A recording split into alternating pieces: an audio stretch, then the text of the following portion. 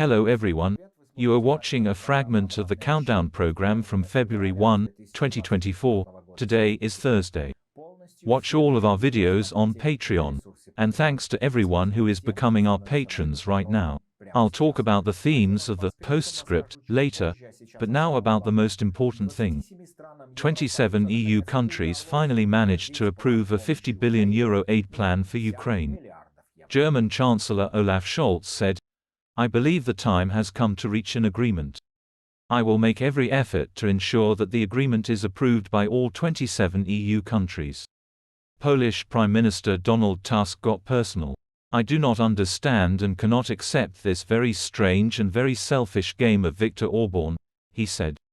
"There is no room for compromise on our principles, such as the rule of law, and there is certainly no room for compromise on the issue of Ukraine.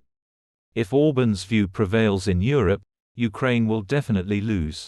But this is not fatalism, we can make a decision about this. I want to convince our partners and also Viktor Orban that we can effectively defend Ukraine from this aggression. And I am absolutely confident that we have the opportunity to do this.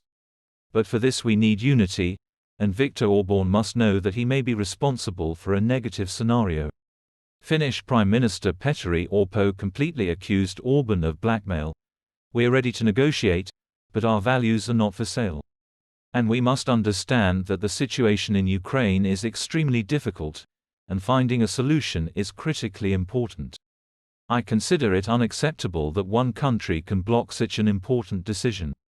No one can blackmail 26 EU countries." End of quote. Kyiv analysts tremble at the mere thought that European politicians can decisively turn towards Ukraine, without reservations. Dmitry Dries whines, "Former Western partners are changing before our eyes. Instead of climate and gender equality bombs and shells. What I would like to draw your attention to in this regard is that they predicted a terrible cold, a general icing of the old world without Russian gas. And what do we actually see? If they managed without gas, they will find justice for Orban. So it would be a good idea to take all this into account when developing plans for the future. Because we are used to laughing at him, saying that the liberal idea has outlived its usefulness and has no more chance. What if there is?" End of quote. Become our patrons right now and look further in this program. The most modern American bombs are already in Ukraine and are waiting for their moment to be used. Meanwhile, Ukraine is in dire need of ammunition, of which the Ukrainian armed forces have much less than the aggressor's army. The ex-governor of Sevastopol and former deputy minister of industry and trade Dmitry Ovsyannikov was arrested in London. The schematizer knows too much. He will appear in court on February 20. Biden is under increasing pressure following the drone attack that killed 3 US troops and injured dozens more. Republicans and conservatives are demanding decisive action.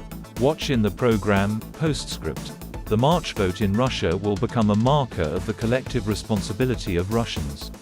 Anyone who takes part in this event, no matter where it takes place, will become a co-author of the disaster that Putin is leading to. The Biden team stepped up its attacks on Trump with the help of Trump himself, recording his ridiculous statements and immediately disseminating them online. The campaign continues. And that is all. Watch all of our videos on Patreon. And I salute those who are becoming our patrons right now. Hugs to everyone. See you tomorrow on Friday Live. Glory to Ukraine.